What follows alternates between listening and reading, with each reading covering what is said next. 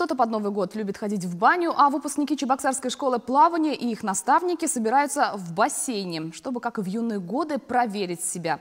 Как своего в этом кругу принимают и нашего спортивного корреспондента, мастера спорта СССР по плаванию Вячеслава Ильина. Канун Нового года – удивительное время. Даже взрослые, несмотря на их жизненный опыт, начинают верить в чудеса. Воспитанникам республиканской школы плавания вернуться в молодые годы помогает их любимый вид спорта. Любовь к плаванию им привил человек, стоявший у истоков развития этого вида спорта в Чувашии. Заслуженный тренер РСФСР Ростислав Гаврилович Надеждин. Выросший на берегах Волги, Ростислав Надеждин мастером спорта СССР стал в лыжных гонках.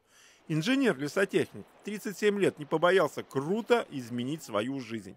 Заочно окончив институт физкультуры, он создал в Чебоксарах школу плавания, которая в 70-х годах прошлого столетия была одной из лучших в Советском Союзе.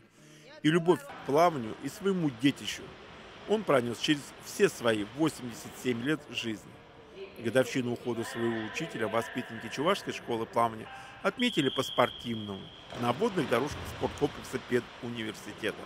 По традиции первыми на дистанцию ушли те, кто и в 1968 году открывал и работал в детской и юношеской школе плавания добровольного спортивного общества «Спартак». И ветераны показали результаты, которым можно позавидовать. Чемпион Чувашии по плаванию 1967 года, тренер второго набора школы плавания Виктор Музлаев дистанцию крыльевого суперспринта преодолел за 39 секунд. 70-летний пловец чуть-чуть не дотянул до современного норматива первого юношеского разряда. Впрочем, как уверял своих коллег и младших товарищей главный судья соревнований олимпийский арбитр Феликс Михайлов, на этих стартах результат вторичен. Главное, что я встретился со своими друзьями, своими коллегами.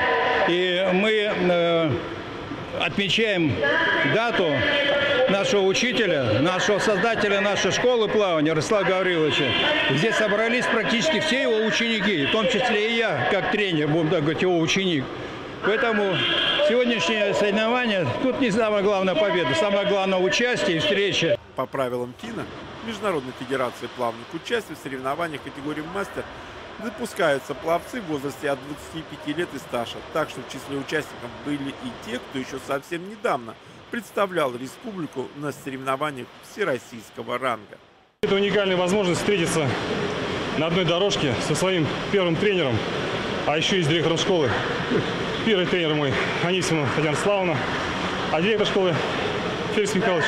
Кстати, первым тренером Евгения Евдокимова была старшая дочь Ростислава Надеждина, Татьяна Анисимова. И спустя годы выпускники благодарны своему наставнику. Год его нет с нами, но еще раз большое спасибо всем, кто его помнит и в чьих сердцах он остался на всю жизнь. Вячеслав Ильин, Вести, Чувашия.